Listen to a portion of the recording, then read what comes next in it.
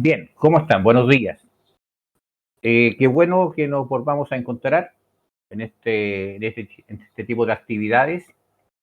La idea, ¿cierto?, de esta mañana es exponer básicamente, ¿cierto?, las propuestas tributarias de los dos candidatos presidenciales para la segunda vuelta, los señores Gabriel Boric y José Antonio Kast. La idea es exponer las propuestas tributarias a partir de ciertos antecedentes, que son los mismos programas que ya están publicados en distintas páginas web. Vamos a considerar también como punto de referencia un trabajo que hizo una comisión de expertos, que fue el año 2020, donde lo que se denomina la Comisión Briones, donde distintos economistas y personas, ¿cierto?, relacionados con el tema tributario, eh, acordaron una serie de propuestas. ¿Por qué tenemos que considerar esas propuestas? Dada la estructura que quedó, ¿cierto?, el Senado después de la elección y también la Cámara de Diputados, eh, este es un tiempo que viene donde va a tener que ser muy dialogado, muy conversado, y si tenemos, ¿cierto?, que esas propuestas fueron fruto de un trabajo transversal, podríamos, ¿cierto?, tener cierta certeza jurídica, si es que en este tema tributario alguna vez vamos a adquirir certeza tributaria o certeza jurídica, respecto a lo que podría pasar en el gobierno próximo. El suscrito, ¿cierto? Carlos Ara González, gerente tributario de Área Bustamante Consultores, lleva más de 40 años en este mundo tributario y para eso, ¿cierto?, ha tenido una experiencia dilatada tanto en el sector público como en el sector privado. Nací antes que se incorporara el FUT dentro de lo que era los tributarios y siempre he dicho que voy a jubilarme quizás en tiempos de no FUT. Aunque todos sabemos, ¿cierto?, dados los regímenes tributarios que tenemos y las normas transitorias que se han incorporado en estas leyes, el FUT nos sigue acompañando, de alguna manera. Hoy día, ¿cierto?, como un control de créditos, quizás con la posibilidad de poder pagar o completar la tributación, ¿cierto?, de esas cantidades que están incorporadas en el RAI y consecuentemente en el STUT, como se llama hoy día, a través de un pago sustitutivo, ¿cierto?, del impuesto final y completar la tributación de esas rentas de esa manera. Eso hoy día, por tanto, el FUT, que fue cuando antes que yo me incorporara, o sea, perdón, después que yo me incorporara a este mundo tributario, eh, nos ha acompañado durante todo este tiempo. Tenemos hoy día un sistema tributario que tiene una característica bastante especial. Las empresas pagan un impuesto de primera categoría y los socios, en sus declaraciones de impuestos personales, este impuesto constituye un crédito. Postergamos los impuestos hasta el momento del retiro o de la distribución del dividendo. Hablamos, ¿cierto?, de que las personas, los propietarios de las empresas, tributan en base a percibido. Eso es nuestro tiempo, eso es lo que nos ha acompañado durante todo este tiempo de FUT, ¿cierto?, año 84, y eso es lo que hoy día, ¿cierto?, tenemos que analizar, ver, exponer, principalmente, ¿cierto?, qué es lo que proponen los candidatos presidenciales a la segunda vuelta, ¿cierto?, que este domingo, ya donde vamos a elegir un presidente para este Chile que es cierto que nos va a acompañar por un tiempo.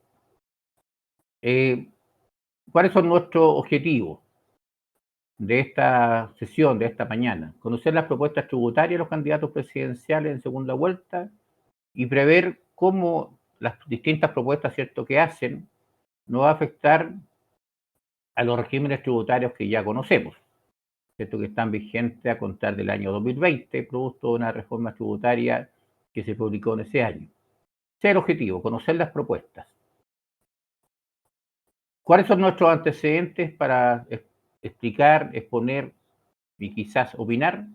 Ya lo que les decía recién, la propuesta tributaria de la Comisión de Expertos, formada el año 2020, ¿cierto?, a invitación del ministro de Hacienda, ¿cierto?, de la época, señor Ignacio Briones. El acuerdo de implementación programática que presenta el candidato señor Gabriel Boric, ¿cierto?, para esta segunda vuelta.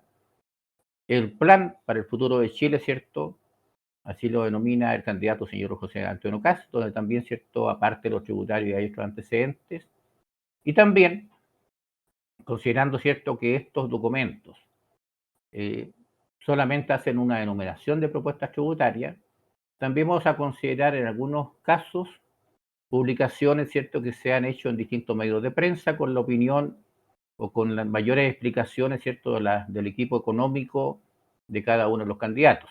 Esos son nuestros antecedentes, esa es nuestra base de exposición, para que lo tengamos claro. Les quiero recordar que en la pantalla de ustedes, ¿cierto?, al lado izquierdo, hay un icono o una palabra, preguntas, que ustedes van a poder formular durante la duración de la sesión, ya, pero que la vamos a abordar al final de ella. Así que ustedes, si tienen alguna pregunta, algún comentario, al final de la sesión nosotros vamos a ver cuáles son esas preguntas y las que consideremos que sean pertinentes, las vamos a comentar en la última parte. Primero veamos, ¿cierto? Considero necesario, ¿cierto?, exponer estas tres leyes que han sido originarias de reformas tributarias, ¿cierto?, de la ley de impuesto a la renta, para que veamos lo siguiente. Primero, el año 2014, por la ley 20.780, se inicia un proceso de reformas tributarias a nuestro sistema amparado en lo que era el Fondo de Utilidades Tributables, lo que llamábamos FUT, ¿cierto?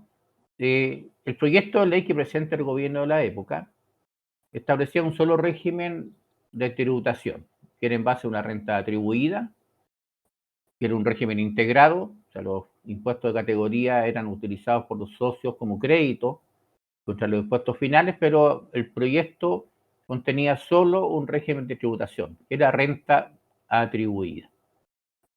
En el proceso legislativo, la ley final, ¿cierto?, la ley que se publica, establece un régimen semi-integrado, que es el que conocíamos, ¿cierto?, como 14B, y hoy día conocemos como 14A.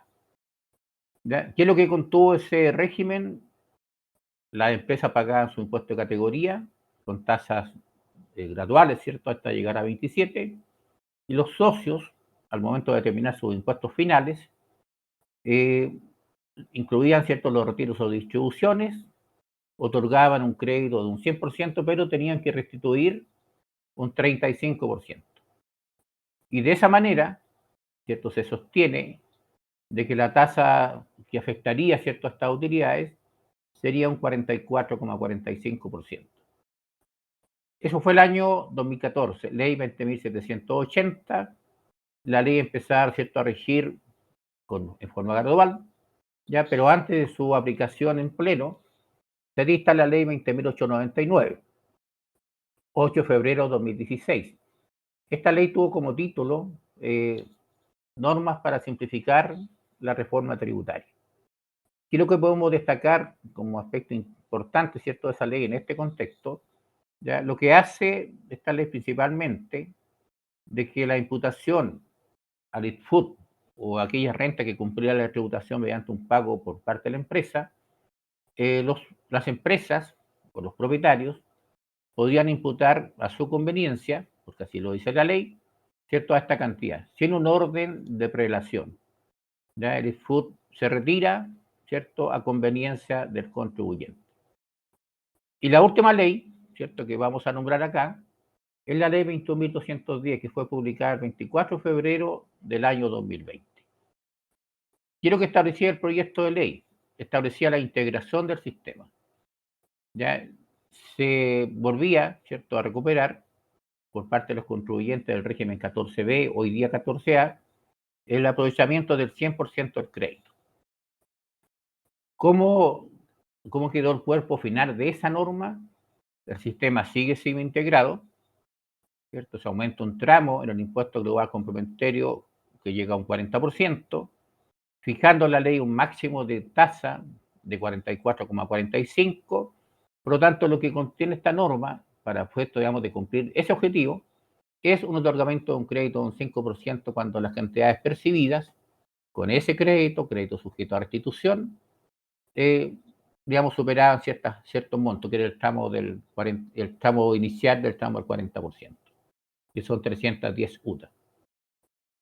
Y esta ley, ¿cierto?, contiene una nueva posibilidad de pagar impuestos sobre las utilidades que provengan del año 2016 del tiempo del fútbol, con una tasa de 30% pareja para todos los contribuyentes, no como la ley del año 2014 que teníamos dos tasas, 32%, y algunos contribuyentes podían utilizar una tasa promedio.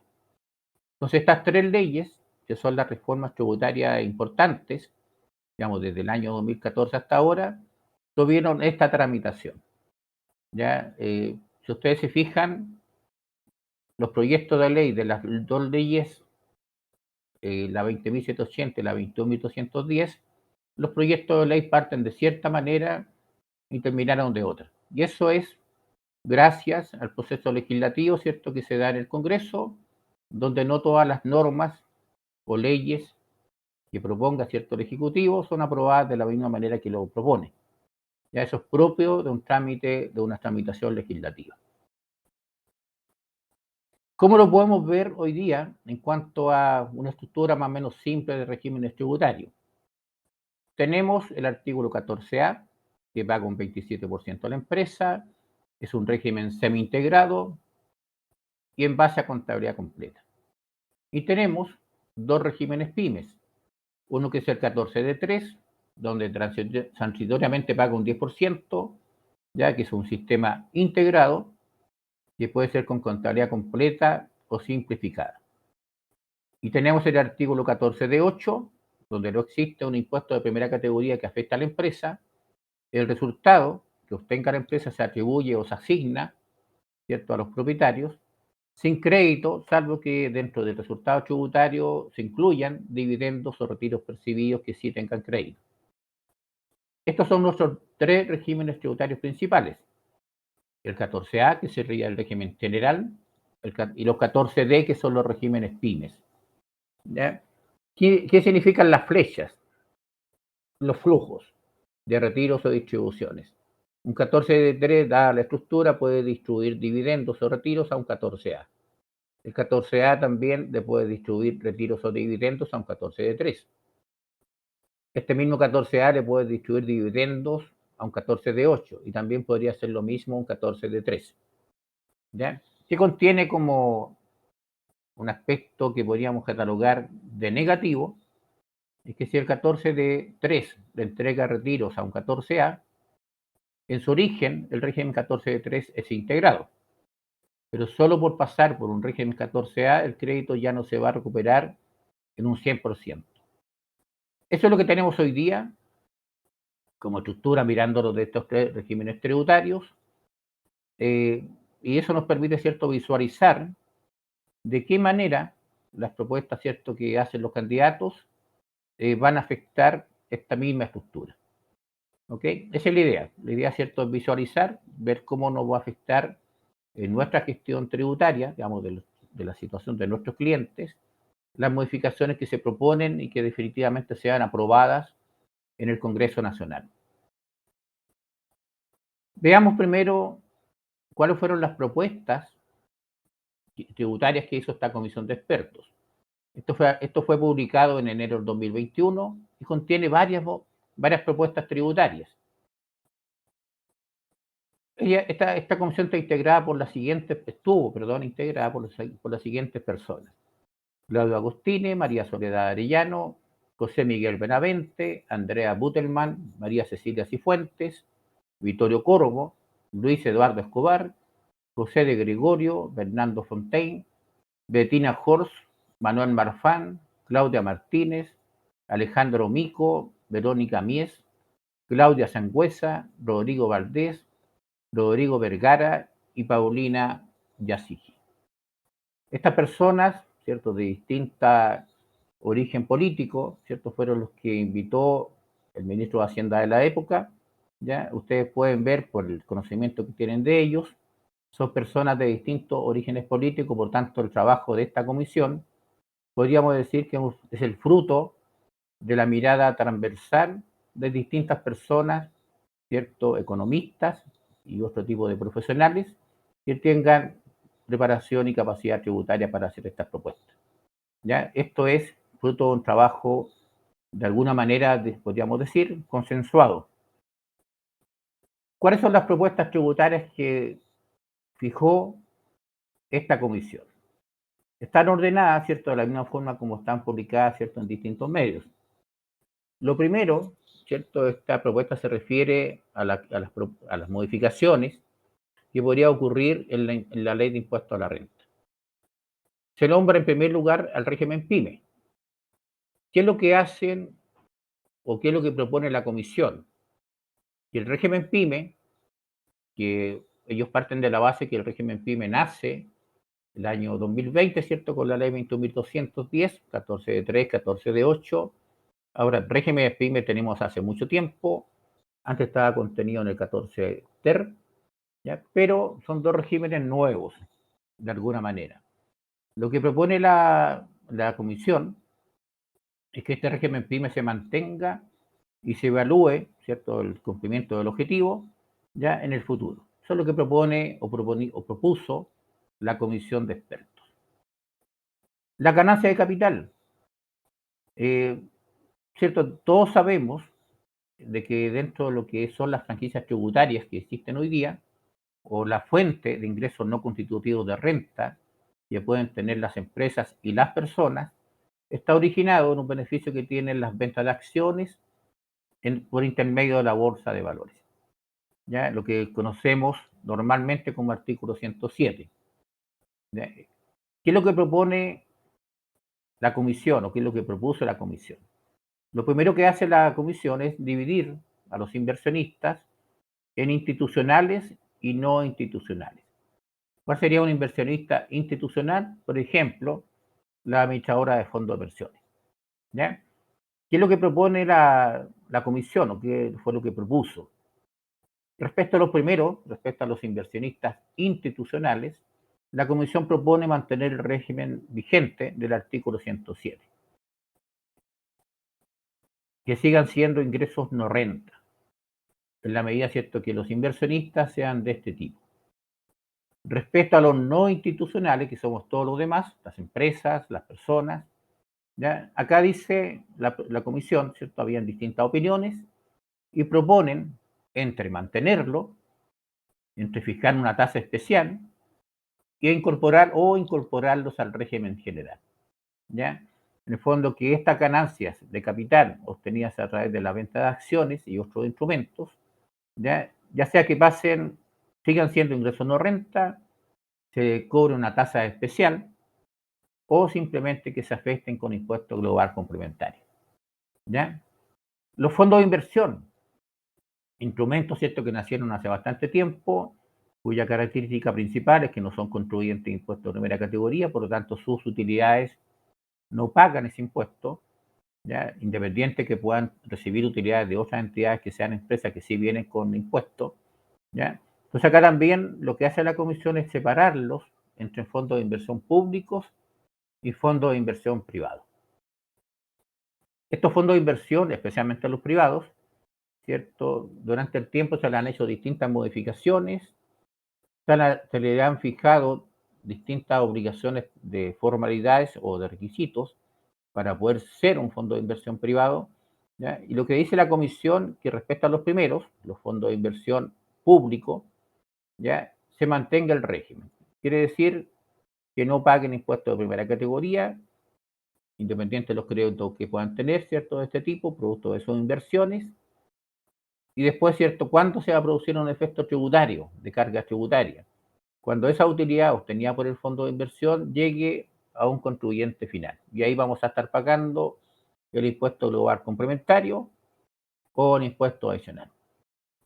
Respecto a los fondos de inversión privados, también hay distintas miradas: mantener el régimen tributario, fijando normas o fijar normas sobre la distribución de los beneficios, en el fondo que no se eternicen, ¿cierto?, eh, los beneficios obtenidos por los fondos, ¿cierto?, y que no sean distribuidos, que no provoquen los efectos tributarios. ¿Ya? También, ¿cierto?, había ese tipo de propuestas. o derechamente calificarlo de contribuyente de régimen general, es decir, que pague en primera categoría, ya por sus utilidades, ya aplicando todas las normas que son de la primera categoría, como son las exenciones. ¿Ya? Entonces, sobre los fondos de inversión, que son instrumentos de este tipo, ya la comisión propone distintas situaciones. Respecto a los leasing, ¿cierto? Estos leasing o estos contratos de arrendamiento con opción de compra, donde desde el punto de vista tributario, la cuota de arrendamiento es el gasto tributario y la adquisición del bien se viene a dar por la opción de compra. Y ese es el costo tributario del bien activo fijo. ¿Qué es lo que se propone dentro del trabajo de la comisión? Otorgar tratamiento de los activos fijos a estos bienes adquiridos mediante este contrato de arrendamiento. Ese es un avance o una modificación, ¿cierto?, del reconocimiento del gasto tributario desde la cuota de arrendamiento a la depreciación. El tema es, va a tener un tratamiento de activo fijo para todos los efectos, será activo también el contrato para efectos del capital propio tributario. Lo lógico sería que sí, tendría que ser parte, vamos, de lo que se proponga, o si es que algún presidente toma esta propuesta y la quiere transformar en ley, tendría que abordar varios aspectos.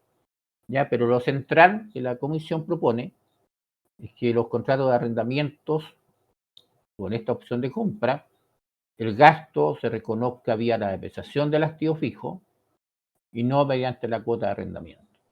¿Ya? Y darle ese tratamiento. La ganancia de capital de los bienes raíces.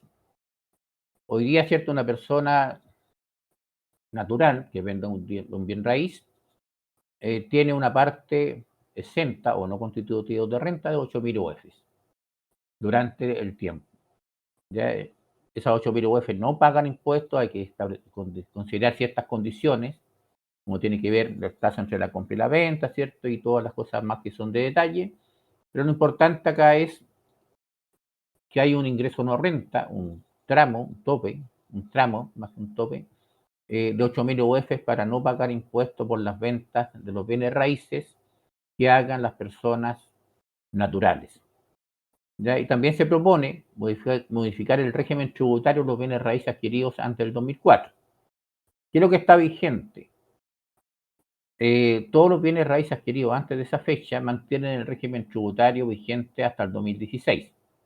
Entonces, si la operación no es habitual, el mayor valor que se obtenga respecto a esos bienes raíces no paga impuesto a la renta independiente que supere o no las 8.000 UF. ¿Qué propone la comisión? Que ese régimen tributario se modifique, ¿cierto? Y que los bienes raíces se acojan a las 8.000 UF independiente cuando hayan sido adquiridos. ¿Ya? ¿Qué otro tópico tiene el trabajo de la comisión? Hay un tope exento de 10 UTA, que está dentro del artículo 17, número 8. ¿Ya? Lo que se dice acá, que se elimine ese tope, ¿ya? O simplemente fijarlo en una UTA. ¿Ya? ¿Qué pasa con las cotizaciones previsionales voluntarias en un régimen como el que tenemos ahora? Tenemos dos tipos de ahorros previsionales, los depósitos convenidos y los APB. ¿Qué es lo que propone la comisión? Mantener los beneficios tributarios, pero fijar un solo tope que consolide los depósitos convenidos y los APB. ¿Ya? Y el tope fijarlo entre 600 UF, que es el tope de los APB, por si acaso, y 1.500 UF, que serían la suma de los dos topes vigentes. Los depósitos convenidos tienen un tope de 900 UF y los APB tienen 600. Entonces ahí la propuesta de la comisión, ¿cierto?, tiene que ver con fusionar el beneficio tributario de los dos tipos de ahorros previsionales, el depósito convenido y los APB. Los excedentes de libre disposición. Cuando las personas se pensionan, ¿cierto?, dependiendo del capital que hayan acumulado, ¿cierto?, más la rentabilidad, tienen derecho, ¿cierto?, si el capital les alcanza para cubrir una pensión en el futuro, de retirar un excedente libre de disposición. ¿Qué es lo que propone la comisión? Eliminar la exención del retiro del excedente libre de disposición. Hoy día hay dos topes, 800 UTM y 1.400 UTM, ¿cierto? Lo que propone la comisión es eliminar esas exenciones. Las rentas presuntas. La comisión recomienda eliminar el régimen de renta presunta. Ya siempre ha sido materia de estudio en cualquier reforma tributaria, siempre se ha querido, ¿cierto?, eliminar el régimen de presunción. ¿Ya? Y ahí, ¿cierto?, habrán razones eh, válidas, ¿cierto?, para proponer su eliminación, pero también es cierto de que no todos los contribuyentes que están en renta presunta hoy día son personas eh, que tengan cierto un desarrollo de ventas muy importante, ya son pequeños predios o parcelas que están en ese régimen tributario, se propone, ¿cierto?, incorporarlo a algún tipo de régimen tributario PYME, ¿ya? Y también hay un régimen tributario bastante olvidado en todas las últimas reformas tributarias, que son los pequeños contribuyentes, como los talleres artesanales, los comerciantes en vía pública, los mineros artesanales, ¿cierto? Los pescadores artesanales, que también tienen una forma bastante especial de determinar sus impuestos. Yo creo que la mirada podría estar para allá. ¿Qué más? ¿Qué otro punto se estudió?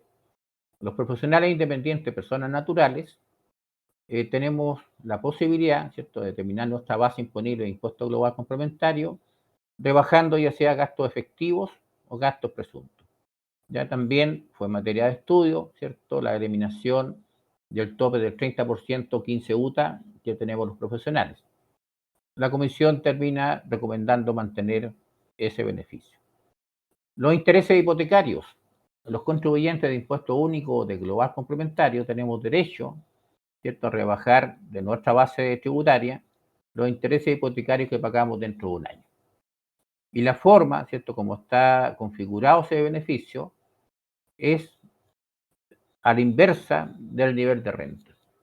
Hasta 90 UTA rebajamos el 100% de los intereses hipotecarios que pagamos, entre 90 y 150 se rebaja una proporción, y sobre 150 UTA no hay derecho a rebajar los intereses hipotecarios. ¿Qué es lo que propone la comisión o propuso? Eliminar ese beneficio tributario. Ya eliminar que las personas rebajen de su base de global o impuesto único, ¿cierto?, los intereses hipotecarios que paguemos por los créditos destinados a adquirir una vivienda. ¿Ya?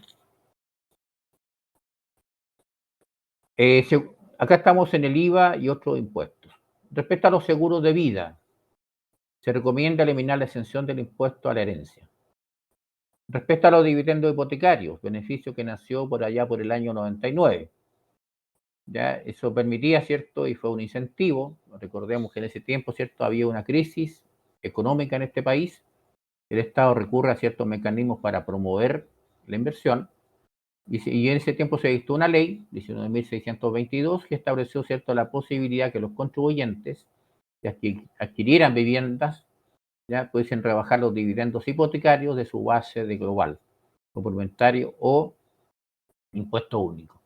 Lo que dice la comisión, ¿cierto?, se recomienda mantener solo hasta créditos obtenidos hasta junio del 2001. ¿Ya? ¿Y por qué podría ser junio de 2001? Los intereses hipotecarios nacieron el año 2001. ¿Ya? Y al comienzo, ¿cierto?, uno tenía la posibilidad de cambiarse de régimen, o rebajar el dividendo, o rebajar los intereses. Entonces acá se dice que se elimine o se mantenga el beneficio de rebajar los dividendos solo hasta créditos obtenidos hasta junio de 2001. Han pasado 20 años, los créditos hipotecarios eran, no sé, pues, hace un tiempo atrás, podían llegar hasta 40 años, entonces puede que todavía tengamos personas que estén pagando dividendos de adquisiciones de esa época. Los beneficios de las viviendas de FL2. Las viviendas de FL2, cuando se arriendan para fines habitacionales, no pagan impuestos. Ya lo que dice acá la comisión, se propone eliminar ese beneficio. Y aparte, además, tiene otro beneficio que tiene que ver con el impuesto de herencia. El crédito especial de las empresas constructoras, el 65%, ¿cierto?, que beneficia a viviendas hasta cierto precio. ¿Ya? Las personas, ¿cierto?, que adquieran viviendas de ese tipo y que tengan ese crédito, ya pagan un menor IVA. ¿Ya? Este beneficio también se aplica para las viviendas adquiridas con subsidios, que están exentas de impuesto IVA, pero igual la ley lo otorga el derecho. ¿Ya? Lo que hace la comisión es recomendar eliminar este crédito especial de las empresas constructoras. ¿Qué hace respecto a las donaciones?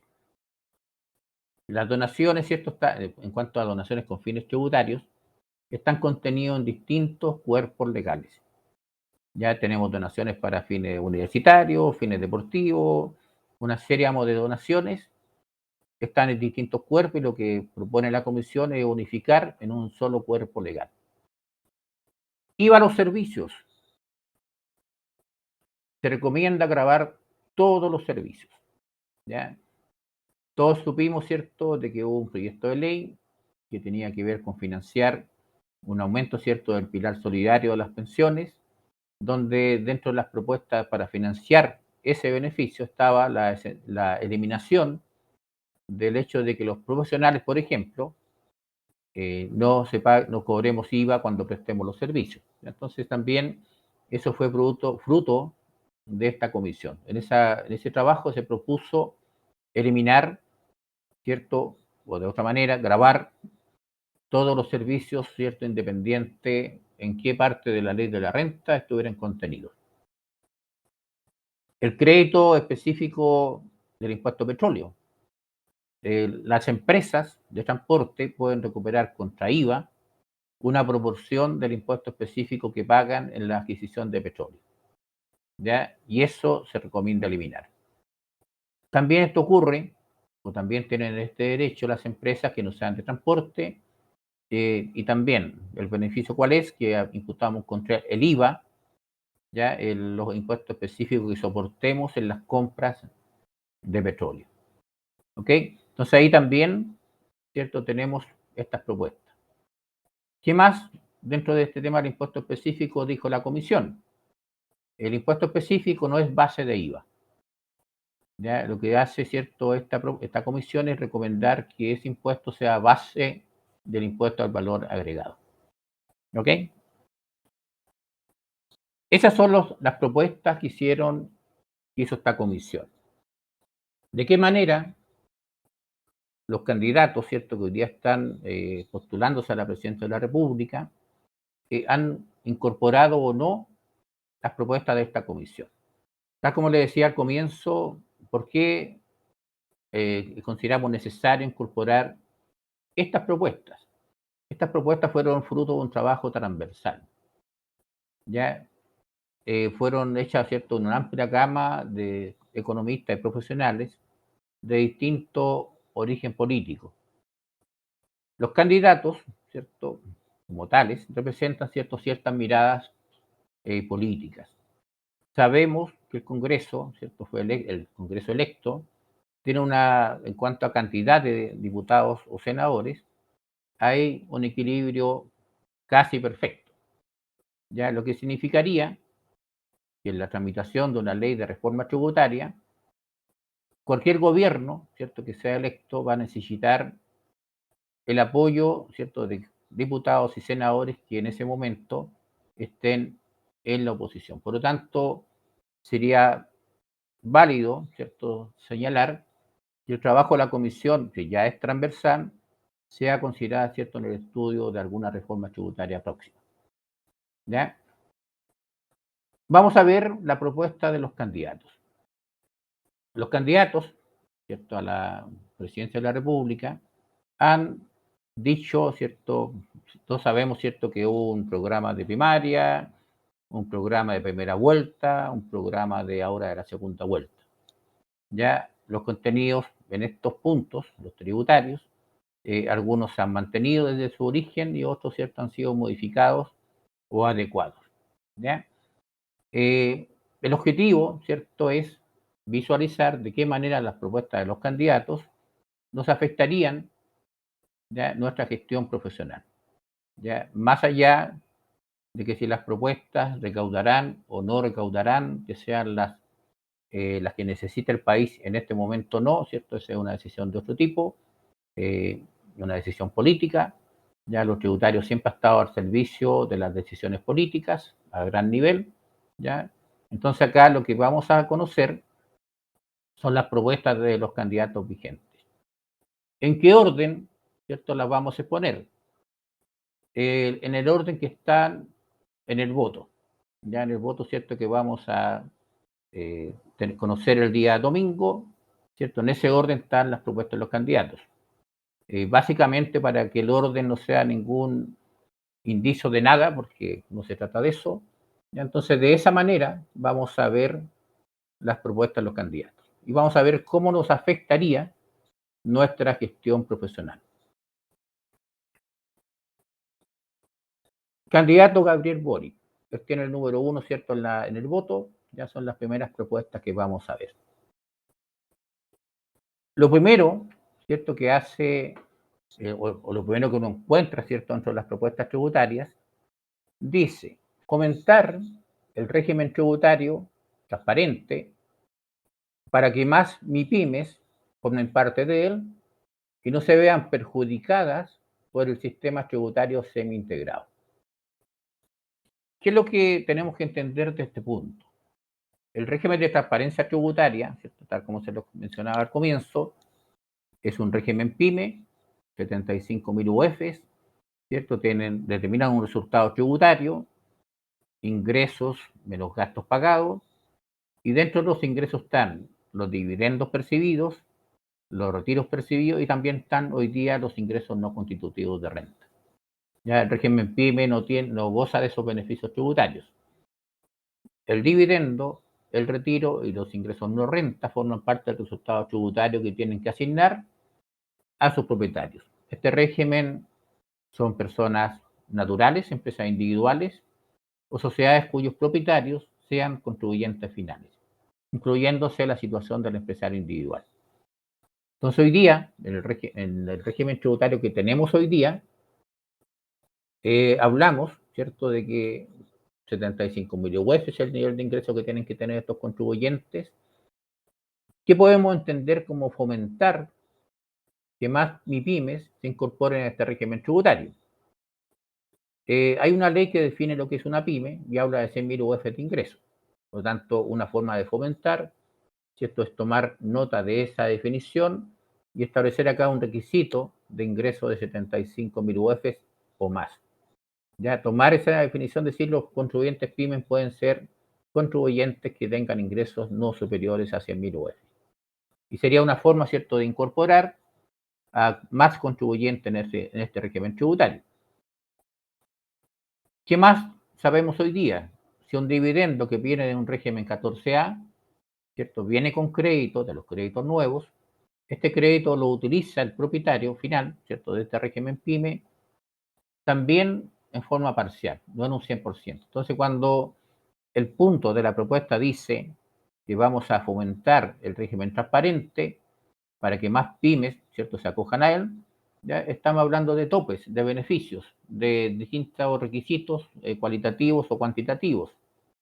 Y cuando hablamos, ¿cierto?, que el régimen semi-integrado no lo perjudique, habría que entender, ¿cierto?, que lo que está señalando, que el crédito, aunque venga de un 14A semi-integrado hoy día, sería aprovechado en un 100%.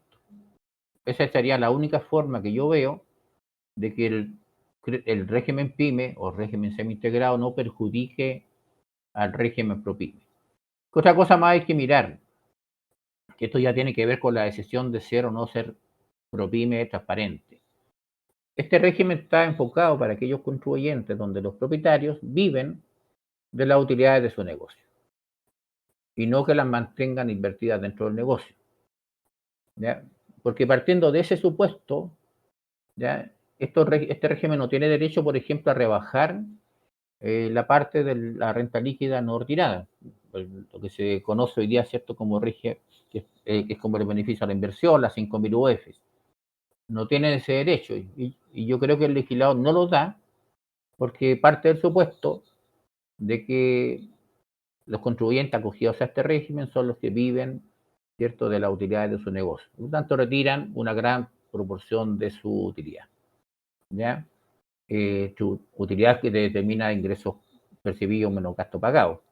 Entonces, también, o sea, ¿cómo podríamos fomentar la incorporación de más pymes a este régimen tributario?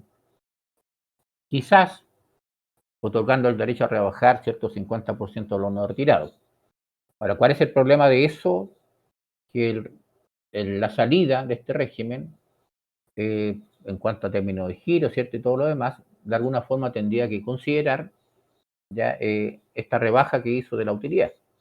Entonces, hay como dos objetivos que se oponen. Uno, demos mayores facilidades para que los contribuyentes se acojan a este régimen transparente. Al querer fomentar, ¿cierto?, la incorporación de más pymes, de alguna manera también se nos complica la gestión del régimen tributario. ¿Ya? Ahora, yo no sé si dentro de ustedes tienen clientes que están acogidos al régimen de transparencia tributaria. No sé. ¿Ya? Ahora, lo otro también que es bueno mirar acá, en esta definición, ¿qué pasa con lo que dijo la comisión? ¿Cierto? La comisión dijo, no lo toquemos, veamos qué pasa en el tiempo. ¿Ya? Lo estaríamos tocando. En ese sentido, ¿cierto? Es bueno mirarlo. O sea, el régimen de transparencia tributaria tiene una bondad, es simple, tiene un tema perjudicial. En el año se pagan todos los impuestos. Así que eso hay que mirarlo. Otra propuesta tributaria que hace el candidato Boric, se eliminará el beneficio de los depósitos convenidos. Recordemos, la comisión lo que proponía era unificar, ¿cierto?, los topes de los beneficios tributarios, no eliminarlo. Acá el candidato Boric, ¿cierto?, propone eliminar el beneficio de los depósitos convenidos. Este beneficio, ¿cierto?, tiene como tope 900 UFs hoy día. ¿Ya? Los depósitos convenidos tienen un flujo, ¿cierto?, que hoy día se hace el depósito y solo se pueden retirar cuando nos pensionemos. No es como la APB que uno lo puede retirar al año siguiente o el mismo año, pero todos sabemos, ¿cierto?, que hay un costo tributario adicional por retirar los APB antes de la edad de pensionarse. Entonces, lo que se dice, ¿cierto?, que los depósitos convenidos benefician a las rentas altas, ¿ya?, de las personas, son trabajadores, ¿cierto?, empleados de rentas altas, y por eso esta candidatura, ¿cierto?, propone su eliminación. ¿Ya? Ahora también hay que considerar lo cual va a ser nuestro sistema previsional, ¿cierto?, si que hay algún cambio en eso. Entonces, acá se propone eliminar el beneficio tributario a los depósitos convenidos. Remuneraciones, que no tiene ese nombre tributario por si acaso, es una suma que el empleador deposita en favor de sus empleados. Eso es un depósito convenido. Una de las propuestas más que nos cambian, ¿cierto?, todo nuestro régimen tributario, es la proposición de desintegrar el régimen tributario, desintegrar nuestro sistema tributario. ¿En qué sentido está la palabra desintegrar? Hoy día, ¿cierto?, nosotros tenemos un régimen tributario integrado, el régimen PYME de 3, y un régimen semi-integrado que es el 14A. Cuando se habla de desintegrar el sistema tributario, o cuando hablamos de integrar el sistema tributario, es porque el impuesto que paga la empresa, de alguna manera, se transforma en un anticipo del tributo que pagan las personas cuando se produzca el hecho grabado, que son los retiros o distribuciones. Eso lo sabemos, ¿cierto?, y lo aplicamos así, desde el año 84 a la fecha. Ya desde cuando nació el FUT, el impuesto de categoría pasó a ser un crédito del impuesto final. ¿Ya? Con distintas mecánicas y distintas complejidades matemáticas. ¿Ya? Por FUT es la utilidad más antigua, hoy día con un crédito fijo, ¿ya? Incluso el crédito que venga de FUT. ¿Ya?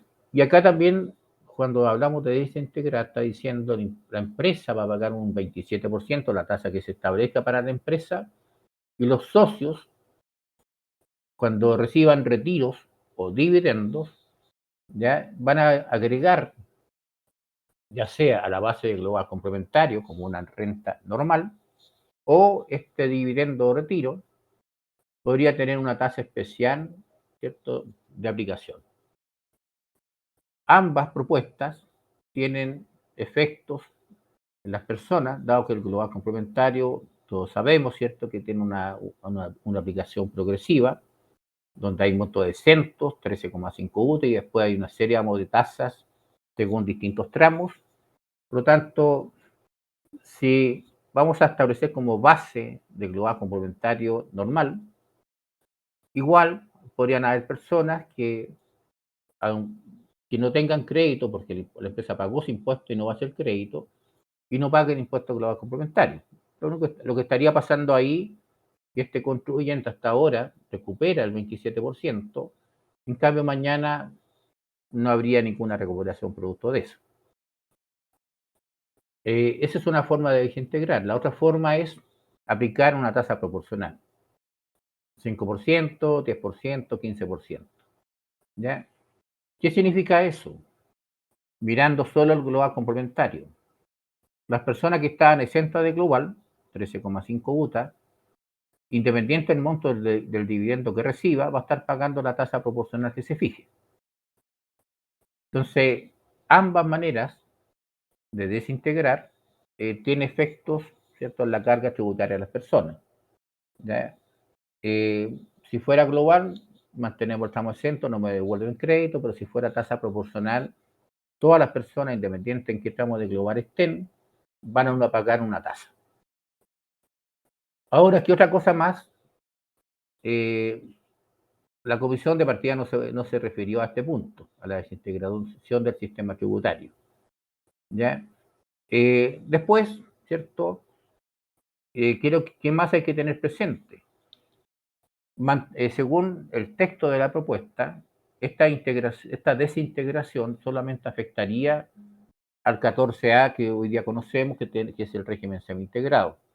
No afectaría a la pyme. Pero acordémonos, los flujos que hay entre empresas de distinto régimen, hoy día, ¿cierto? Cuando yo paso de un 14D a un 14A, el crédito pasa a ser sujeto a restitución. ¿Qué es lo que va a ocurrir en un régimen tributario, sistema tributario, donde van a coexistir dos tipos de contribuyentes? Integrado uno y desintegrado el otro. ¿Cómo se va a resolver por parte del legislador, ¿cierto?, todas estas situaciones que se van a dar o que se pueden dar? ¿Qué va a pasar con los dividendos que le repartamos a otra empresa? ¿Dónde va a quedar?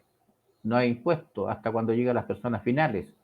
¿Qué pasa con este régimen PYME que tiene crédito integrado en este flujo hacia contribuyentes 14A, si así lo llamamos, ¿cierto?, en el futuro?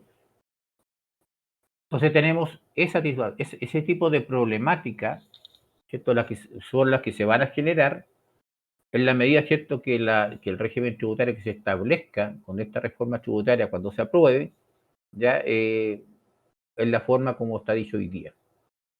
Tenemos que tener presente que este es el titular, ¿cierto?, de la canción, ¿ya? No es una ley, independiente que la ley después igual hay que analizarla, discutirla, modificarla y mejorarlas, ¿ya?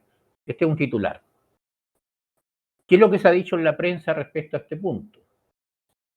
Si se considerara, por una parte, pagar 27 y por otra, pagar global complementario, ¿ya? O sea, por lo tanto, si yo estoy en el tramo del 40% en forma de tramo solamente, todos sabemos que la renta que está en el 40, no, la tasa efectiva no es 40, es menos, pero podría ocurrir que la tasa 27 más la tasa de global complementario llegue a una carga tributaria que no se espere, 60%, 70% de carga tributaria, 27 más 40, 67%. Es una tasa alta de carga tributaria, ¿ya? Y lo que decía en el video, ¿cierto?, donde yo los invitaba a participar de esta actividad, está bien, los impuestos son para recaudar y cumplir los fines sociales del Estado, pero al mismo tiempo, ¿cierto?, hay que tener tasas que nos permitan competir con otros países, porque todos los países lo que pretenden, ¿cierto?, es atraer inversionistas. ¿Qué se ha dicho en la prensa respecto a este efecto de que la carga tributaria llegue a tasas muy superiores? Se ha dicho en la prensa de que se van a establecer mecanismos que permitan o que eviten que la tasa o carga tributaria llegue a niveles más allá de lo esperado, ¿ya? Y la definición, ¿cuál va a ser? ¿cuál es ese máximo esperado? ¿Cuál es ese máximo razonable? ¿Cuál es ese ideal de cargas tributarias máximas? Recordemos que hoy día está vigente, ¿cierto?, un crédito de un 5% que nos permite que la carga tributaria a los contribuyentes que vienen del régimen semi-integrado no supere 44,45. ¿Va a significar eso que esa es nuestra taxa máxima, nuestra carga máxima esperada? Y por lo tanto, vamos a establecer un crédito, ¿cierto? Si la carga tributaria supera el 44,45, de alguna manera ese crédito ya existe. Ahora, si la carga tributaria esperada fuera un 44,45, ¿qué tanto va a aumentar la recaudación si tenemos esa tasa, ese tope de carga tributaria? Entonces, cuando se propone desintegrar el sistema tributario, eh, tiene que nacer la inquietud de saber de qué se trata, saber si se va a dictar una ley al respecto, tener una opinión previa a confrontar contra lo que diga la ley, ya ver si se cumple o no el objetivo de recaudar, ¿cierto? Por este aspecto, ya, y cómo se va a implementar, ya. En este punto vienen bastantes desafíos, ya. Eh, la desintegración de un sistema tributario, y ya estamos acostumbrados, ¿cierto?, desde el año 84 a que es integrado, ya fue un tema de hacerlo semi-integrado. Ya es un tema, ¿cierto? Hay toda una normativa, una aplicación práctica de esa semi-integración. Entonces, la desintegración del sistema tributario también nos va a generar una serie de desafíos profesionales en nuestra gestión tributaria, ¿ya? Así que ahí tenemos ese punto, que es un punto bastante importante desde el punto de vista tributario, ¿cierto? En la propuesta del candidato Boric, ya que nos desafía en nuestra gestión tributaria, en nuestra participación en la discusión de estas futuras leyes. Después tenemos, ¿cierto?, otra norma que también nos va a llevar a un desafío. La propuesta tributaria, ¿cierto?, dice que se van a diseñar instrumentos que mitiguen el problema de la postergación indefinida del pago de los impuestos personales sobre la renta del capital, ¿ya? ¿Qué significa esto? Eh, Cuando yo veo este título, esta titular, ¿cierto?, este enunciado de una propuesta de reforma tributaria, a mí me hace recordar, antes que naciera el FUT, las sociedades anónimas pagaban un 40% sobre aquellas cantidades no distribuidas, ¿cierto?, a sus socios, ¿ya? Y era una tasa de impuesto que se aplicaba después como crédito cuando se hacía el reparto efectivo. La forma de implementar esta mitigación de la postergación indefinida del pago de los impuestos personales, ¿podrá ser esa la solución, pagar un 40%? ¿Ya? Otra cosa también que acá hay que tener presente. En el programa de primera vuelta se señalaba un impuesto a la utilidad retenida. Así, derechamente, un impuesto a la utilidad retenida. ¿Ya? Y ahí también, otro tema. Eh, el impuesto, la ley se publica el año 2000X.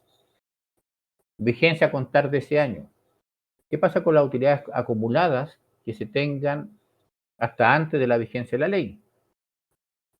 ¿También se va a aplicar un impuesto o también se va a mitigar el efecto, digamos, de no aplicar el impuesto personal en el tiempo? ¿Acaso aplicar un 30% sobre el FUT no es una forma de no postergar la tributación de esas utilidades retenidas?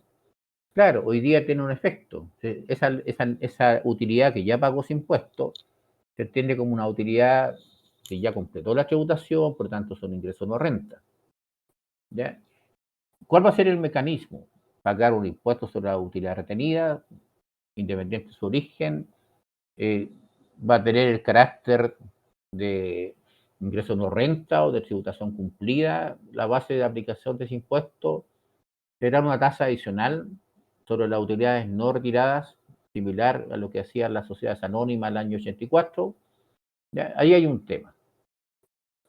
Y otro tema que se tiene que resolver, ¿cierto? Que tiene que ver también con el tema de la desintegración, y este punto, bueno, ¿qué va a pasar con los créditos que tengamos acumulados a diciembre del año anterior de la vigencia de esta reforma tributaria? ¿Ya? ¿Qué va a pasar con esos créditos? Créditos que provienen del FUT o créditos que provienen del régimen a contar del 2017, que son los créditos estos sujetos a restitución en el régimen 14A. También se tiene que resolver ese punto. Entonces, estos puntos contenidos en estas propuestas tributarias nos tienen que invitar a estudiar, a estar presentes, ¿cierto?, en la discusión que se dé con esta propuesta, ¿ya? Ahora también recordemos, el Senado y la Cámara de Diputados, ¿cierto?, quedó prácticamente empatado. Va a ser una discusión bastante interesante, ¿cierto?, si es que resulta electo Gabriel Boric, ¿ya?, cuando se quiera implementar estas propuestas tributarias, ¿ya? Así que es un punto bien interesante, tiene un objetivo, aumentar la recaudación, bien. Hay distintas necesidades sociales que se pretenden resolver, pero al mismo tiempo, todo lo que nos afecta, ¿cierto?, ya sea a la inversión, a la gestión tributaria de los contribuyentes y por lo tanto a la simplicidad de cualquier régimen tributario o de cualquier sistema tributario, todas estas situaciones las complejizan. Por lo tanto, hay que estar presentes, ¿cierto?, cuando estas normas, y que así resulta, se proponga, ¿cierto?, y estemos presentes. ¿Ok? Entonces, la desintegración del sistema tributario y esta norma que pretende establecer mecanismos que mitiguen el problema, ¿cierto?, que los contribuyentes no retiren o no distribuyan el 100% de las utilidades, ya es un tema que nos va a desafiar, ¿cierto?, nuestro espíritu crítico, ¿cierto?, y analítico mirado desde la óptica de la gestión tributaria. ¿Qué más, cierto, se propone en este programa?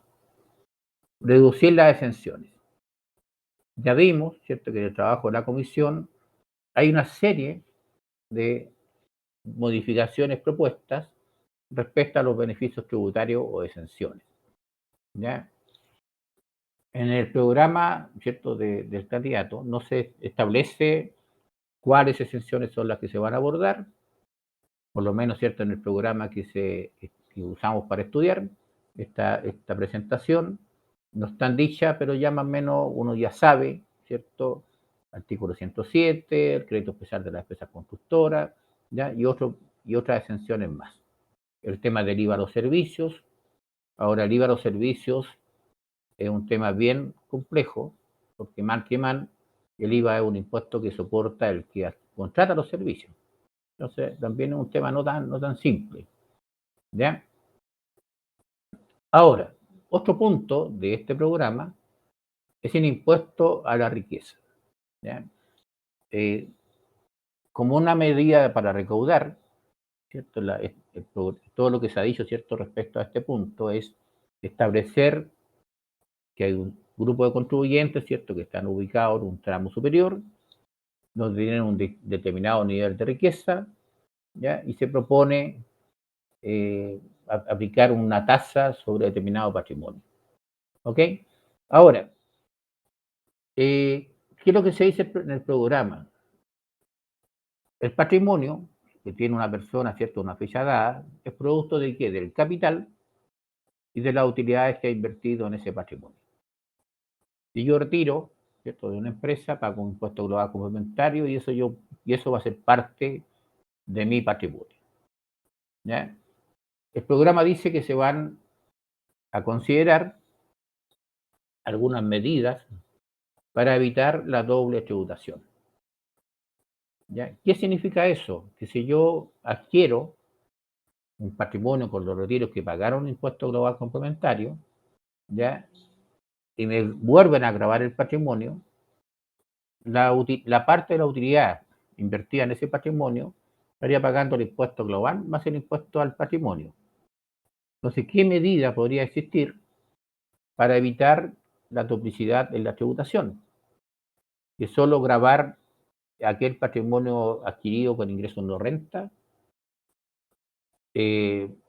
Vamos a considerar de que el patrimonio a una fecha dada, ¿cierto?, esté financiado con utilidades de ahora, de este año. También, ¿cierto?, estas medidas, apartamos de todo el tema que se ha hablado sobre el impuesto al patrimonio, de que hay países que han tenido éxito, otros países que no han tenido éxito respecto a en cuanto a éxito, en cuanto a la recaudación, ¿ya? Entonces también es un punto que también nos va a desafiar, ¿cierto?, nuestro espíritu crítico cuando estas normas, ¿cierto?, se quieran implementar y de qué manera, ¿cierto?, se va a incrementar esta pretensión de evitar la doble tributación del patrimonio, dado que el patrimonio que tenemos normalmente es fruto de una renta que ya tributó, fruto de una herencia que también ya tributó, así que es como difícil imaginarme, para mí por lo menos, de qué manera se evita la doble tributación o cuál es la pretensión.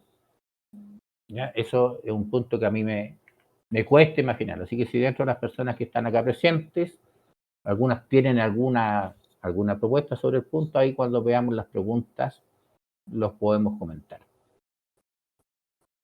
Impuestos verdes, también, ¿cierto?, se propone, ¿ya? Una fijación de impuestos verdes que tienen que ver, ¿cierto?, con el tema del medio ambiente, aplicar impuestos para evitar las externalidades negativas, ¿cierto?, de algunas actividades. Hoy día ya existe un impuesto de este tipo, ya otro impuesto de ese tipo también se propone. ¿Qué otra cosa más se propone acá? Un royalty a la actividad minera. Se propone una tasa sobre las ventas y un componente sobre el resultado operacional. La segunda parte de la propuesta ya existe hoy día, el artículo 64 bis de la ley de la renta, ¿cierto? Se establece una tasa sobre el resultado operacional, ya de las personas que tienen minas, ¿cierto?, que hacen explotación minera. Por lo tanto, lo que se estaría agregando es fijar una tasa sobre las ventas. También hay que tener presente que estos contratos normalmente están sujetos a la invariabilidad tributaria, ¿ya? Así que también hay que ver a partir de qué momento se puede aplicar.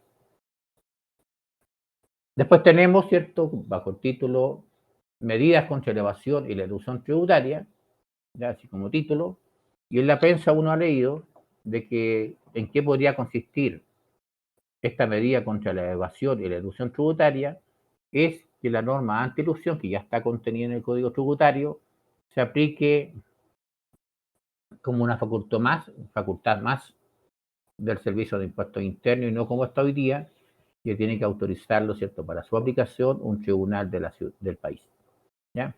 Y eso es lo que se ha dicho en la prensa, no está dicho en el programa. ¿Ok?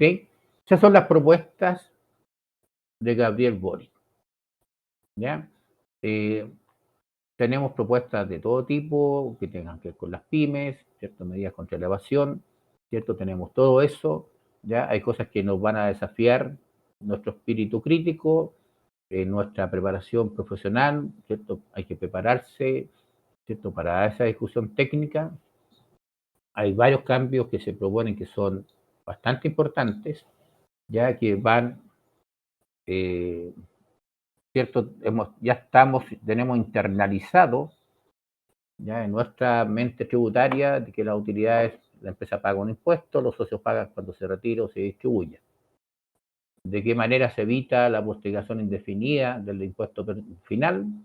Mediante una tasa sobre las utilidades que no se retiren de cada año 84, ¿cierto? 40%. ¿De qué otra manera establecer un impuesto sustitutivo, ¿cierto?, que de alguna forma ese impuesto tiene esa condición, que es no seguir postergando la tributación de esas rentas, ya con tasas de un 30%, descontando el crédito que teníamos. ¿Cómo operaría un impuesto similar en un régimen, régimen desintegrado, donde el crédito a la empresa no es crédito contra el impuesto final? Todas esas cosas, ¿cierto? Son situaciones que tenemos que tener presente en una discusión futura. ¿Ok? Vamos a ver si hay preguntas para después continuar con las propuestas tributarias de, de José Antonio Caz.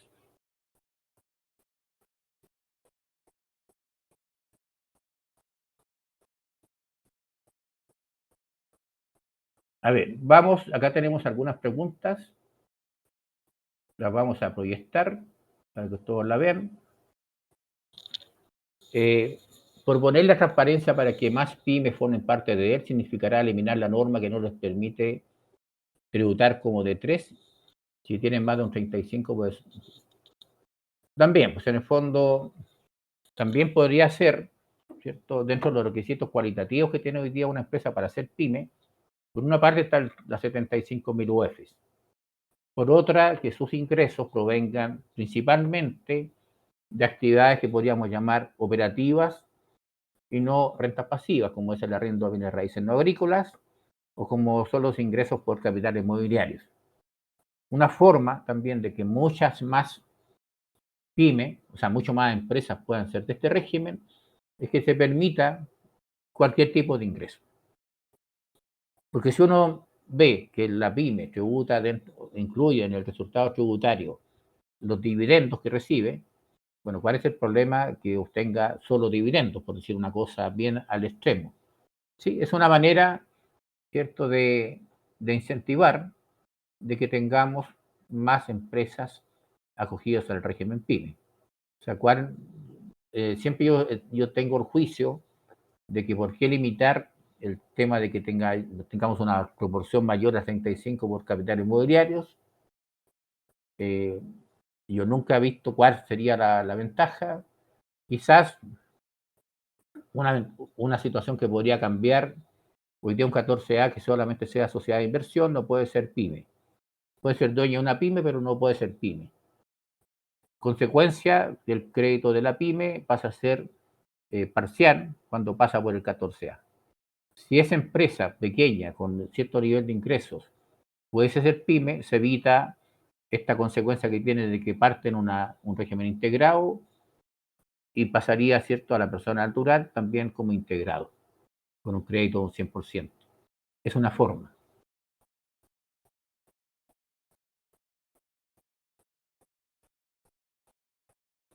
Después tenemos, ¿cierto? ¿Cuál sería la forma de desintegrar que podría aplicarse en la propuesta Boric? Leyendo la prensa, leyendo, ¿cierto?, este tema de que se van a buscar medidas de que la carga tributaria no supere cierto límite esperado, habría que entender, o yo entiendo, de que la forma de desintegrar sería que la empresa pague un 27 o la tasa que se establezca, que el contribuyente incorpore a su base global los dividendos que reciba, ¿cierto?, desde la empresa que estaría en un régimen desintegrado, ¿ya? Y pague el impuesto global complementario que corresponda según el tramo, ¿ya? Entendiendo eso que está en la prensa, la forma de desintegrar debería ser esa, ¿ya? Fijar que esa renta sea parte del global complementario normal, ¿cierto? Sin crédito. Eso, de esa forma tendría sentido, ya lo que se dice en la prensa, se va a buscar la manera de que la carga tributaria no supere cierto límite esperado. ¿Okay?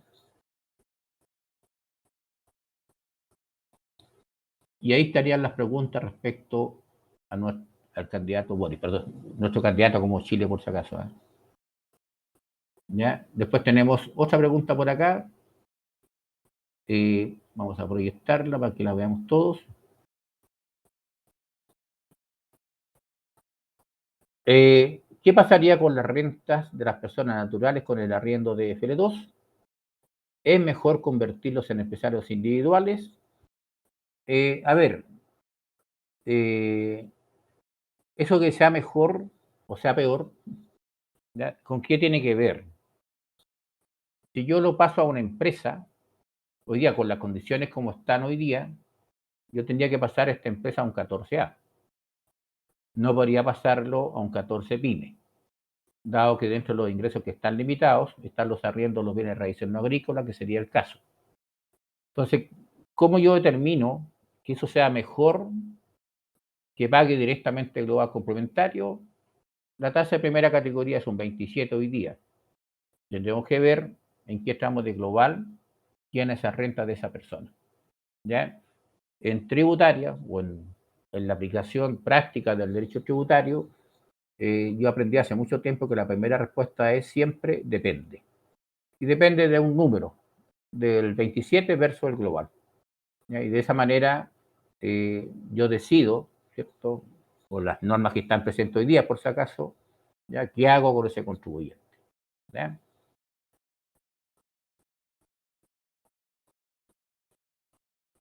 Bien, volvemos, ¿cierto?, a la presentación y vamos al programa, ¿cierto?, del candidato señor José Antonio Caz. ¿Ya? ¿Cuáles son las propuestas tributarias del candidato Caz? Lo primero, ¿cierto?, señalar de que en el programa original el candidato proponía, ¿cierto?, bajar la tasa del impuesto corporativo incluso a un 17%. ¿Ya? ¿Qué es lo que dice el acuerdo que se presenta, ¿cierto?, para efecto de la segunda vuelta? Se propone reducir la tasa corporativa en la medida que la economía retome la senda de crecimiento. ¿Ya? El programa, el acuerdo, ¿cierto?, nos señala a qué tasa y también establece una condición, ¿cierto? En la medida que la economía retome la senda de crecimiento, se va a proponer, ¿cierto?, en su momento la baja del impuesto corporativo. ¿Qué es lo que se ha dicho en la prensa? ¿O qué es lo que decía el programa original? La tasa era bajarla a 17%. Una tasa que estuvo vigente en el país hace bastante tiempo atrás. En la prensa, por su parte, se dice que la idea es bajarlo cuando la economía lo permita, bajar la tasa a un 25%. Y la razón que dan es que es el promedio de la OECD. ¿Ya? Y esa tasa, 25%, más o menos fue la que se aplicó el año 2016, cuando estábamos en el proceso de aplicación gradual de la reforma tributaria en 2014. ¿Ya? En ese tiempo recordemos que la tasa era 20, que pasó a 21,5, después a 22, la memoria puede que no sea tan precisa, ¿ya? 24, por ahí por el 2016, y llegamos al 2017 por un 25,5%. Esta rebaja de tasa, ¿cierto?, solo se va a aplicar en la medida que la economía lo permita. ¿Ok? Entonces ahí tenemos una medida, la primera propuesta tributaria del candidato Caz. También incluye, así como lo incluía también el programa del candidato Boric, revisar las exenciones tributarias. Acá no hay una especificación de cuáles serían las que se abordan, ¿ya? Sí se dice que se va a dejar, ¿cierto?, de esta revisión todo lo que ocurre con las zonas francas. Las zonas francas, ¿cierto?, tienen cierto beneficio tributario, que es que la utilidad de esas zonas francas, ya sea Iquique, Punta Arenas y otras zonas francas que existen en el país, no pagan primera categoría. ¿Ya? Las utilidades siguen quedando afecto a impuesto final, ¿cierto? Solamente la exención es solo para primera categoría. ¿Ya? La idea, ¿cierto?, donde en los lugares donde están ubicadas son lugares que el Estado, ¿cierto?, promueve la instalación de empresas, ¿cierto?, considerando el crecimiento que otorga a esa zona, ¿cierto?, la instalación de ese tipo de empresas. Entonces, lo que dice el programa del candidato Caz es que de esta revisión se van a excluir los beneficios de la zona franca. ¿Ok? Ahora, también es bueno tener presente que algunas de las exenciones que contiene la propuesta de la comisión de expertos, ¿cierto?, que nombraba al comienzo, ya está o forma parte de un proyecto de ley, ya que el mensaje fue el 14588-13, donde habían varias de esas propuestas. la exención, o sea, la eliminación de la exención de IVA a los servicios proporcionales, el tema del crédito especial de las empresas constructoras, ¿ya? Dentro de esas exenciones que nombraban la comisión fueron parte de ese proyecto y ahí está, ¿cierto?, en el Congreso para su tramitación. ¿Ya? También contiene un punto respecto a las medidas para disminuir la evasión tributaria. ¿Ya? ¿Qué es lo que se ha dicho en algunas conferencias? Tiene que ver con fortalecer la situación tributaria del Servicio de Impuestos Internos, darle mayores herramientas tecnológicas, ¿cierto? Darle mayores facultades al Servicio de Impuestos Internos para que en el desarrollo de su función sí pueda combatir la evasión tributaria. ¿Ya? Una cosa que hace la comisión en este punto es que la existencia de ciertas exenciones o beneficios son espacios utilizados para la elusión y o la evasión tributaria. ¿Ya? Así como el candidato Boric, el candidato Kass también incluye cierto este tipo de medidas, ¿ya? Para combatir la evasión tributaria. El programa de Boric decía combatir la elusión tributaria también. ¿Ya? Acá solamente se refiere a la evasión tributaria, ¿ya? No pagar ciertos los impuestos cuando corresponda pagarlo. Entonces también tiene una medida similar. Y otro punto más contiene las propuestas tributarias del candidato Kass es la simplificación tributaria. Ese es un anhelo esperado por los profesionales en cualquier reforma tributaria. ¿Ya? Desde el año, no sé, pues si el FUT era simple o no. Yo creo que cuando aprendimos FUT nos cambiaron la norma y había que calcular RAI. Entonces, claro, después de 30 años de aplicación del mismo sistema tributario, a la larga uno lo aprende. Entonces, pero siempre ha sido anhelo de los profesionales que nos dedicamos a este tema tributario, que los regímenes tributarios o los sistemas tributarios sean simples. Ya también forma parte de los principios que tiene que contener un sistema tributario. Ya se parte de la base que un régimen tributario simplificado facilita el cumplimiento tributario, ¿cierto? Voluntario, para decirlo de alguna manera, por parte de los contribuyentes. También, ¿cierto?, permite la gestión tributaria. ¿Ya? Recordemos en este punto el formulario 22 del año tributario 2021. Si bien se avanzó en cuanto a que los recuadros que usted tenía disponibles eran los que correspondían a su régimen tributario, ¿ya? También tengamos presente que nos pidieron llenar recuadros que ya habían sido eliminados del formulario 22, como era la eliminación de la rentabilidad imponible, ¿cierto?, a partir de los ingresos y una serie de ajustes. Y en eliminar a la vez la DJ de la rentabilidad del régimen 14A, que está contenida en la 1926. Entonces, este año, en mi opinión, en algunos aspectos, ¿cierto?, no es que hayamos avanzado en la simplificación tributaria. Quizás se avanzó en la medida que pueda tener impuestos internos para hacer determinados cruces de información. Ya también tengamos presente de que la forma de determinar el capital propio tributario, ¿cierto?, que contuvo el formulario 22, era lo que nosotros llamamos razonabilidad del capital propio tributario, que tiene toda una serie, digamos, de complejidades.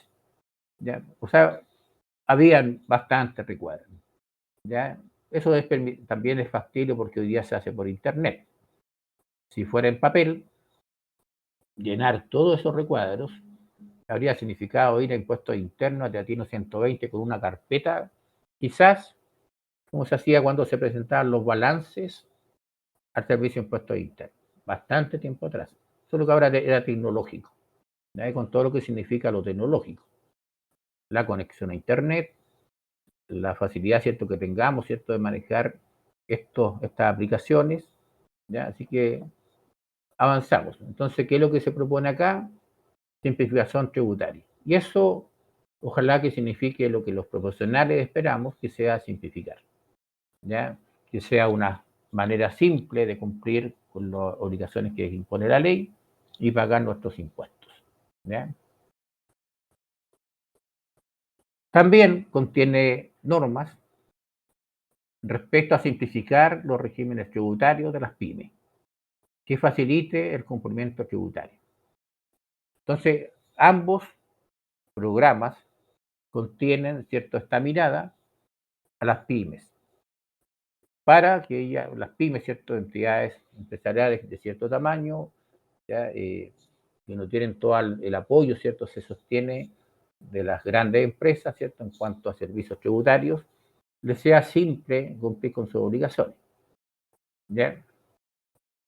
Una de las cosas que se dice, ¿cierto?, en la prensa, señala que las empresas con ingresos inferiores a 25.000 UFs, la tasa de primera categoría sería cero, ¿ya? En este punto recordemos, ¿ya?, de que hoy día está el régimen transparente, que no paga impuestos de la categoría, ¿ya? El nivel de ingresos son 75.000 UFs, con la salvedad que esas 75.000 se computan considerando todos los ingresos del grupo de empresas relacionadas con el contribuyente. Quizás acá, ¿cierto?, en este punto se está refiriendo a que los ingresos individuales no superen las 25.000 UFs, y ahí sería una situación nueva. Si no, ¿cierto? Si vamos a considerar los ingresos de los relacionados, seguimos o sea, ya tenemos un régimen que no paga impuestos de primera categoría. Ahora también tengamos presente que en un régimen integrado como estamos hoy día, ese MIR de primera eh, tiene un tema de beneficio de caja, no pagar el impuesto de categoría, ya no desembolsar por ese tributo. La renta al final paga el impuesto global complementario, ¿cierto? Que si no hay impuesto de categoría es sin crédito, por lo tanto, lo que hace, ¿cierto?, esta exhibición, es lo que hace, ¿cierto?, la definición o esta fijación de este régimen es la postergación, el mejorar el flujo de los contribuyentes. ¿Ok? Eh, Incentivos tributarios al desarrollo de la innovación. Ya también, ¿cierto? Acá el programa del candidato Kass, ¿cierto? Contiene, ¿cierto?, esta mirada, ¿cierto?, a la innovación. Tengamos presente, ya que hace mucho tiempo se dictó una ley, la 20.241, que estableció un crédito tributario por la investigación científica y tecnológica, ¿cierto?, que administra la Corfo. Por lo tanto, este punto se tendría que traducir en mejorar ese sistema de créditos que ya existe en virtud de una ley del año bastante atrás, ¿cierto?, 20.241.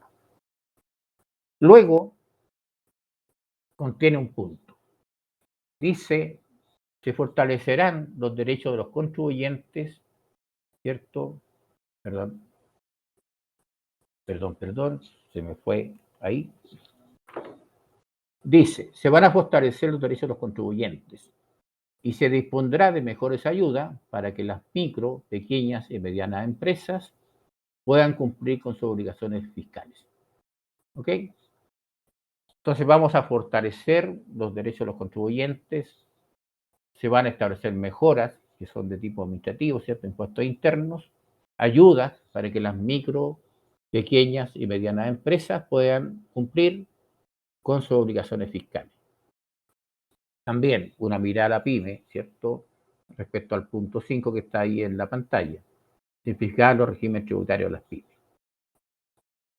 Vamos a darle mejores ayudas desde el Estado, ¿cierto? Desde el fisco, le hace impuestos internos, le hace tesorería, quizás también le hace las municipalidades, ya, para que faciliten el cumplimiento tributario de estos contribuyentes, ¿ya? Entonces también tenemos esa mirada, ¿cierto?, en este programa hacia la pyme, ¿ya? Y a continuación, ¿cierto?, un punto que puede resultar bastante conflictivo, ¿ya? Se propone que se va a incorporar la delación compensada en materia tributaria. La delación compensada, ¿cierto?, actúa en situaciones de colusión entre empresas, ya donde el delator, el que da a conocer, ¿cierto?, la situación, tiene una situación penal beneficiosa, favorable respecto a los demás. Entonces, acá, ¿qué es lo que hace el programa? Se va a incorporar la delación compensada en materia tributaria, otorgando el 1% de la multa a aplicar para quien otorga antecedentes para descubrir actos de corrupción o abusos. Entonces acá es una situación, en el punto anterior, se favorece cierto cumplimiento tributario a las pymes. En este otro punto se incorpora cierto esta situación que opera cierto entre empresas que se coluden, ya para que el delator tenga beneficios de tipo procesal, ya, o penal, una menor pena. Acá también se incorpora este mismo mecanismo a las situaciones tributarias. ¿Ya? También, en el contexto de combatir la evasión tributaria, ¿cierto? Es un buen punto. Es conflictivo, ¿ya? Porque en el fondo todos sabemos, ¿cierto?, de situaciones que pueden estar en el límite de la evasión tributaria. ¿Ya? ¿Qué conocimiento tenemos las personas comunes y corrientes para determinar si un contribuyente está evadiendo o no está evadiendo? Es una propuesta compleja. ¿Ya? Ahora, vamos a ver las preguntas. Esto sí tenemos por acá.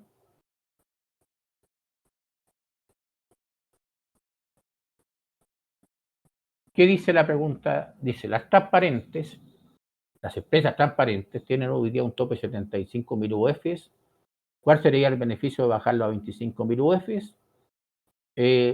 Sería un avance de beneficio si que las 25.000 UF fueran ingresos propios, no considerando los relacionados. Pero si la determinación de las 25.000 UF son las mismas normas que se toman presentes para las 75.000, no hay un avance en esta propuesta. ¿Ya? La razón está dicha, ¿cierto?, por la persona que hace la consulta.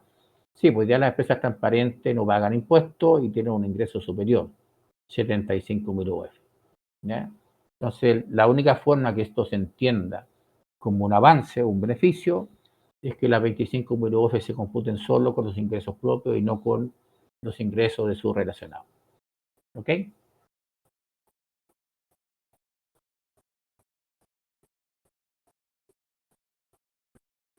Bueno, ¿cómo se verá el mapita, ¿cierto?, que teníamos al comienzo con las propuestas del candidato Gabriel Boric, ¿cierto?, que tengan que ver con los regímenes tributarios que mencionábamos al comienzo. Primero, el artículo, vamos a dejar la nomenclatura tal como está hoy día para que entendamos a qué régimen se refiere. ¿Ya? No quiere decir que la ley de mañana los regímenes se contengan, ¿cierto?, los mismos artículos que vamos a nombrar acá. ¿Ya? Si partimos de lo que propone Gabriel Boric, que lo importante es la desintegración del sistema tributario, acá nosotros visualizamos varias situaciones que son problemáticas. 14A con 14D3, los flujos que van de un lado a otro, ya partiendo de la base que el régimen PYME va a ser integrado y el régimen general va a ser desintegrado, ¿qué va a pasar? O sea, en el fondo, si yo de 14D3, régimen integrado, hoy día pasa a un 14A, el crédito pasa a ser parcial.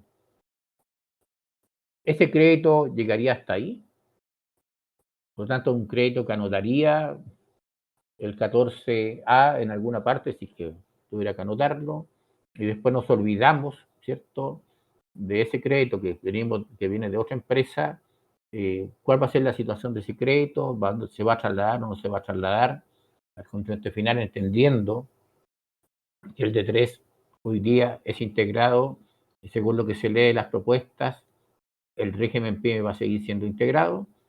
Ahí tenemos una problemática.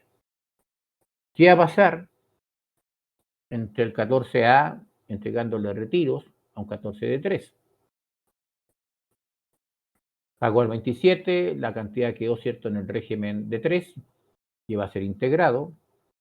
Va a tener dos tipos de rentas que son integradas y rentas, para decirlo de alguna manera, desintegradas.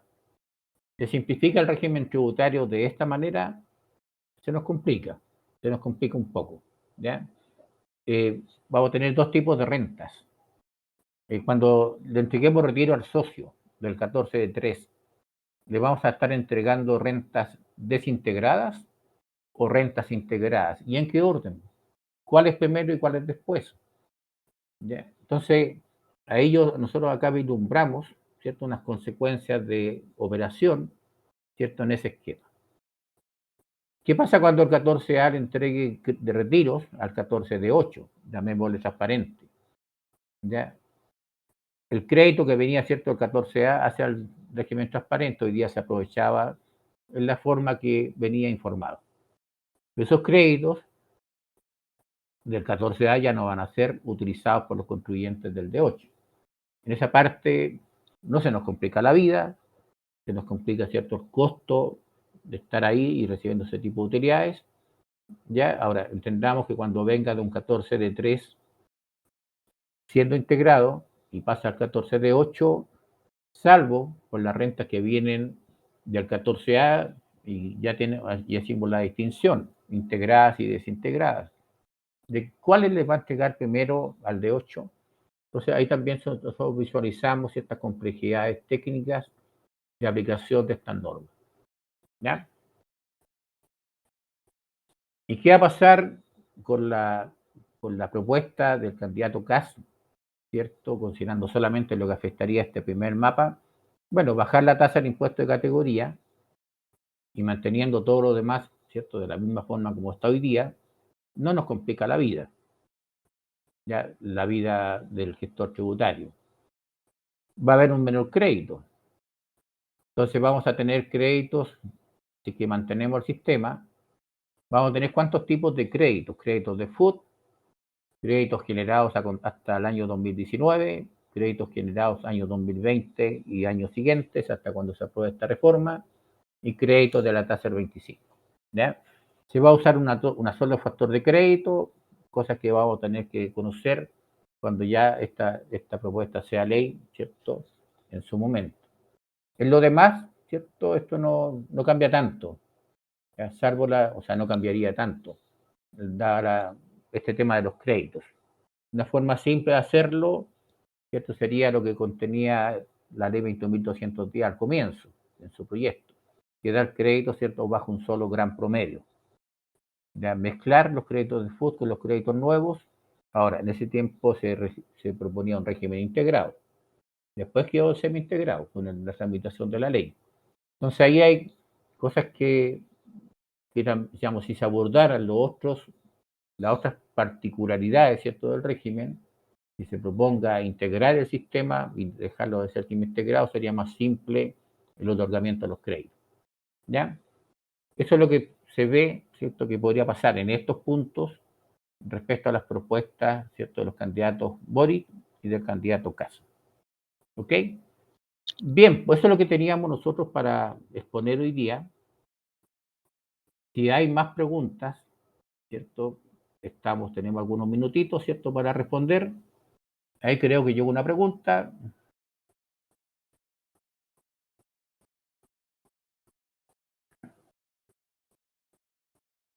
El impuesto a la riqueza, propuesta Boric, sería solo una vez, y considerando que los grandes patrimonios están fuera de Chile, será una medida real de recaudación, considerando también que es un patrimonio que ya ha tributado, se ve complejo.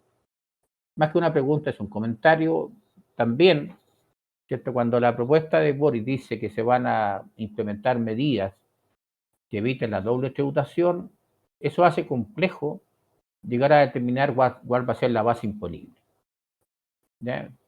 Se hace complejo, porque normalmente el patrimonio que nosotros tenemos es fruto de incrementos patrimoniales que hemos tenido, rentas. ¿Cuándo podrían no haber tributado? Cuando se financian con ingresos no renta. Ahí ese patrimonio lo ha tributado. Pero normalmente los patrimonios que tenemos son fruto de rentas que ya tributaron, ya sea con impuesto a la renta o con impuesto a la herencia. ¿Ya? Porque salvo que se busque evitar la doble tributación solamente de los impuestos a la renta. Entonces, las herencias que ya pagaron su impuesto volverían a tributar, ¿cierto? Porque no tendríamos este tema de la doble tributación. Es complejo, ¿ya? Es complejo y también, pues, dentro de las cosas que se dicen, en otros países este impuesto no ha tenido el éxito esperado, ¿cierto? De recaudación, ¿ya? Así que es como también complejo eh, este estudio, esta implementación, ¿ya? Ahora que los patrimonios estén fuera del país, es complejo la fiscalización, porque dentro del hecho grabado de la base imponible podría estar el patrimonio que esté en Chile o que esté afuera, pero cómo controlo o cómo fiscalizo el patrimonio que está fuera del país es un tema, es lo que pasa hoy día también con las rentas que provengan de patrimonios que están afuera. Recordemos, ¿cierto?, que en la reforma del 2014 se incorporó un impuesto de un 8% sobre aquellos patrimonios o rentas que estaban en el exterior que no habían cumplido con la tributación que correspondía, dado que estaban percibidos. Se estableció un 8% y con eso, ¿cierto?, se obtuvo, ¿cierto?, una recaudación gracias a esta medida. Es complejo, ¿ya? Ahora tampoco se puede esperar de que el impuesto, mal llamado a la repatriación, porque no se requería que los patrimonios ingresaran al país, ya se estableciera de nuevo para ir como limpiando esos patrimonios que no han cumplido con la tributación. Es complejo, o sea, en el fondo es un impuesto complejo, es un impuesto que no tiene como un precedente de recaudación importante, ¿ya? Y es compleja también la aplicación, la determinación, es complejo esto mismo que pretende, ¿cierto? La propuesta es que se evite la doble tributación, eso es complejísimo. Así que ahí estamos de acuerdo, ¿ok?